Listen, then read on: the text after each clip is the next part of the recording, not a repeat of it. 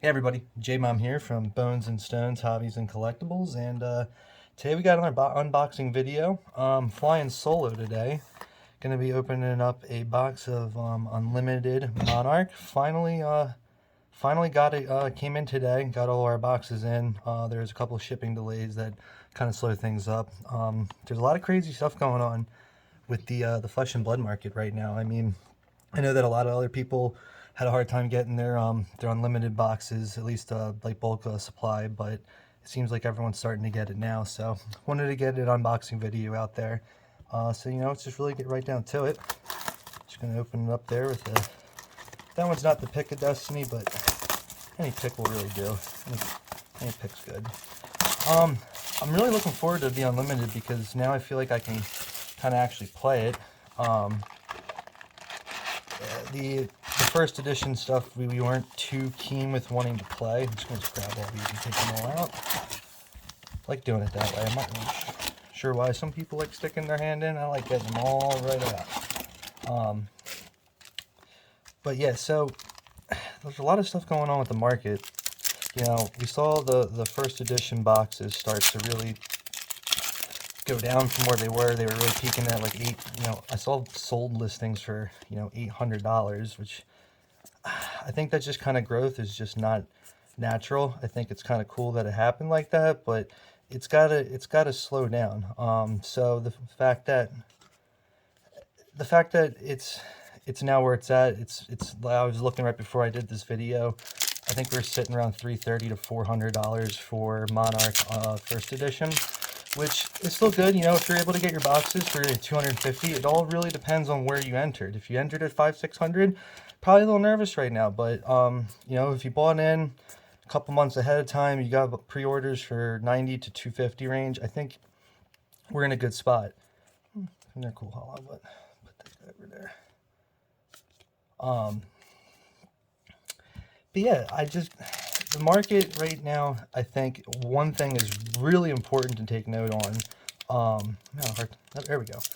One thing to take note on is definitely where the other boxes are. I think if you look and see where Welcome to Wraith is and Arcane Rising especially, first edition boxes of them, they're still up really high. Welcome to Wraith still selling for $5,500 to $8,000 sold on eBay. That's not just what they're being listed at. Man, we're getting schwacked on this box so far, guys.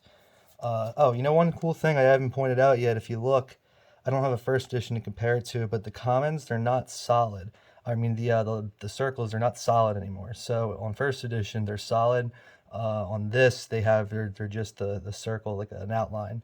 A lot of people were thinking they were going to put an unlimited, like a hyphen U in the serial numbers. That's actually not the case. They're just kind of going with this outline here. So hopefully we'll get a legendary and I can make better use of that. But anyway, I think it's good though what we're seeing with Monarch, because despite the fact that the prices have dropped, one thing is that I'm seeing a lot of stuff being sold. So we're seeing, limited right now going for as low as $50 to up to like even $100 sold. So there's a lot of boxes being sold, which I think is really going to be good for the game, because it shows that people are actually buying it to play it. Obviously, you're not going into first unlimited with the intent of you're making a whole lot of money selling the cards, at least in the short term. So a lot of these people, majority of them, we can assume they're players, or they're people who are looking to finally get into the game.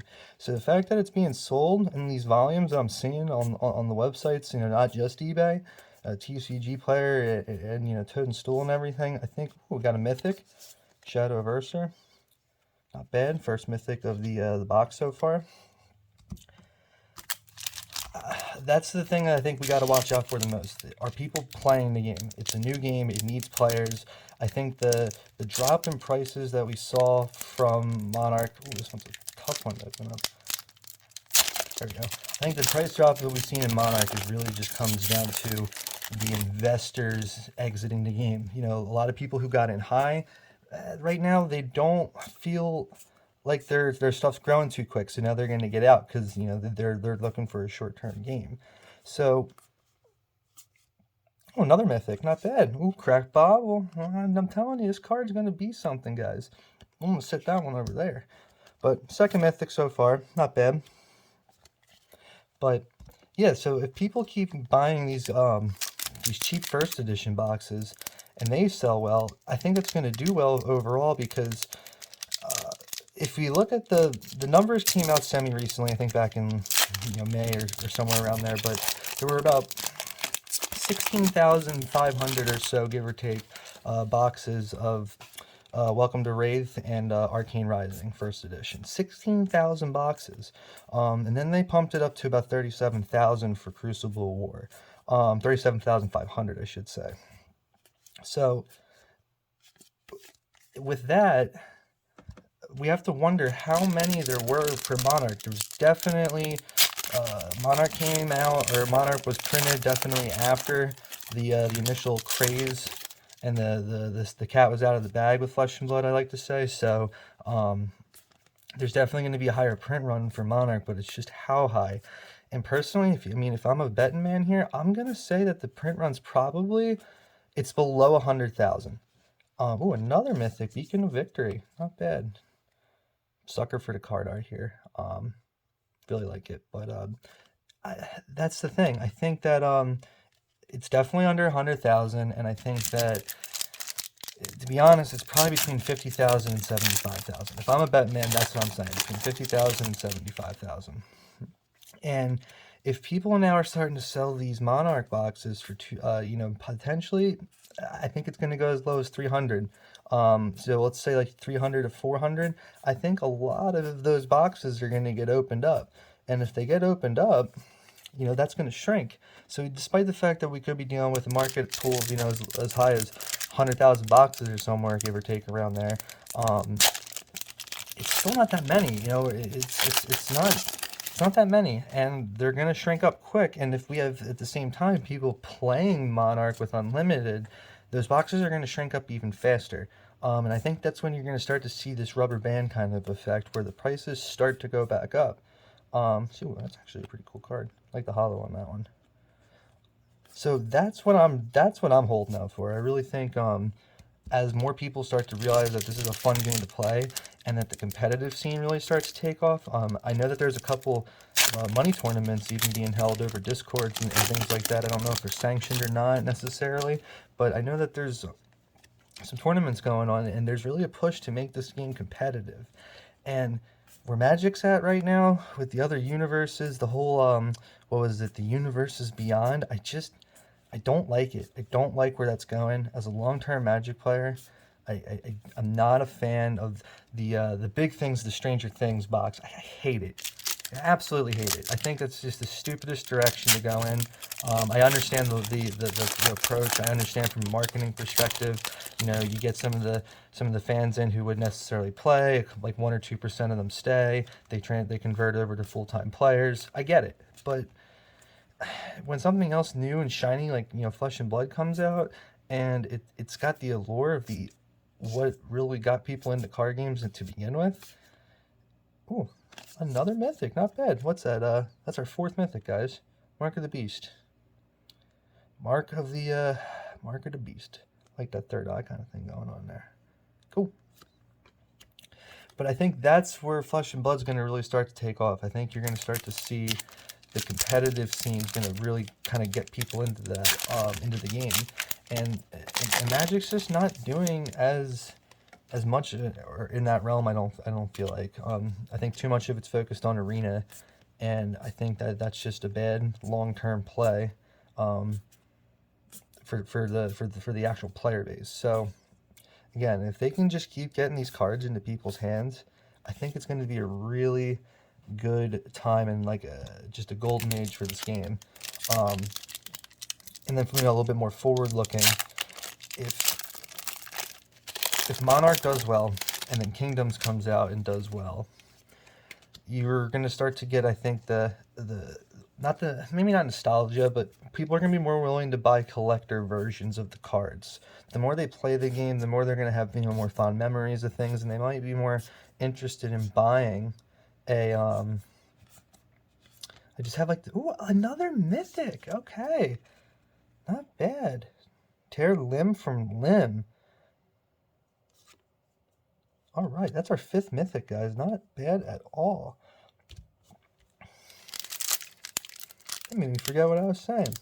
Listen, you guys just, at this point, if you're still watching, you know, I just like talking. I just like opening these guys up and saying what I think, whether it's right or wrong.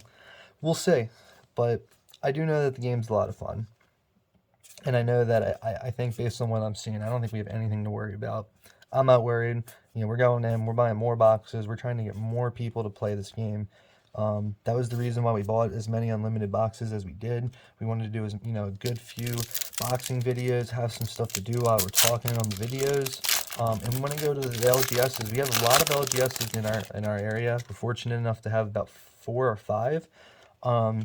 And we just really want to get this game into their hands because I know a lot of them, 2 out of the 4 that we've talked to so far, they want to get it, but they just can't get it from their distributors. So it's a little tough right now. And the other ones, they're a little bit. The other 2 that we talked to, they don't. They're really established in what they do. They're really big into Magic, and the one's actually pretty big into Yu-Gi-Oh and Pokemon. Like actually playing it, not just collecting it, not just the cards. And they're a little bit more skeptical of the fact that it's a new game. I think the guy who runs it was just burned a couple times from new games. So I understand the fear of that, but to get into early to something like this, I mean, it's not going to be like Magic. You know, Magic is what started. I mean, card games were around before, but Magic is really what the mystery and everything that came from that as it came out. That's never going to be captured again. But what can be captured again is the just the thrill of playing something new and being a part of something new, and being a part of something that's just really, you know, getting started, and you can feel like everyone's kind of on the same base. And with the first edition boxes, it's definitely hard, especially when you saw the high prices of, like, you know, Boots was going for, you know, I think $1,200. I saw some listings sold for, and Doomsday was going for $600 to $700, you know, at first. And now that they've taken a haircut, I think that definitely humbled them down a little bit. But the people who were definitely getting in before, it's expensive, and that's the nice thing about Unlimited. So if you really like the card, a special place for that card. That's our first cold foil. Not technically, because we missed the first cold foil. We didn't notice the first cold foil because we're noobs. But yeah, you can check that out in our first 2 unboxing videos. But yeah, guys, I think just more people need to get into it and just keep playing it. And I think we're going to see a slow, natural growth now that the spike's over. The spike was good. The spike definitely hyped everybody up. But I think now we're just going to see... Ooh, a hollow mythic. I just went right over that. Tome of Divinity. Look at that, guys. I like the little line that's hollow right there in the card text. I don't know why. I think it's cool. But that's a cool one. At least we got a hollow mythic. Not bad. Or majestic. I'm just going to call them mythics. You can yell at me in the comments. That's fine. That's fair. Oh, wow. A double mythic pack. Okay. I see you. Double mythic pack, guys. Nourishing Emptiness. Actually, I don't know if I've gotten this one yet. While there are no attack action cards in your graveyard, Nourishing Emptiness has Dominate, and if this hits, your hero gains +1 until the end of turn. Oh, alright. That's not bad. Put that over there too. I think that's 6 or 7 mythics in one box. That's almost up to the record. We have about, what's that? We have 4 packs left at this point, guys. But okay. I mean, I'm really kind of still holding out hope for Legendary. I keep thinking in my head I can get a cold foil if I will it into existence enough, but we know that's just impossible. But actually, I mean, nothing's not really impossible. One thing I did forget to touch up on, I don't know if anyone's heard about it yet, but some of the Unlimited boxes went out erroneously as first edition boxes. So they're Unlimited packs actually in the first edition box, which is kind of scary. I mean, like, I don't think it's going to do any damage to the first edition market because obviously it can be verified a couple different ways, but it does add some mystery and some stress to the market. So if you're out there buying first edition boxes, if you're out there buying first edition boxes of Monarch right now, definitely be careful about who you buy it from. Would not want to open that up in 10, 15 years, find out that you got hosed for unlimited. But if you actually look, I'll show you after this pack how you can kind of really quickly see what's what. Man, I'm just really hoping that, you know, you get a library or something to start off the case. That would be freaking dope. Alright, no, not bad. 3 rares. Saw that a couple times, but I think overall, this first box is, you know, no legendaries, but hey, that's fine. I'm cool with that.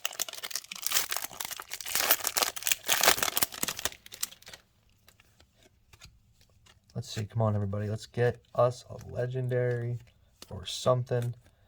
And in the meantime, if we don't, I just want everyone to stay the course, have fun with the game. You know, we're going to keep doing stuff. We're going to try and get more diverse videos out. Oh, another mythic! We tied for the record.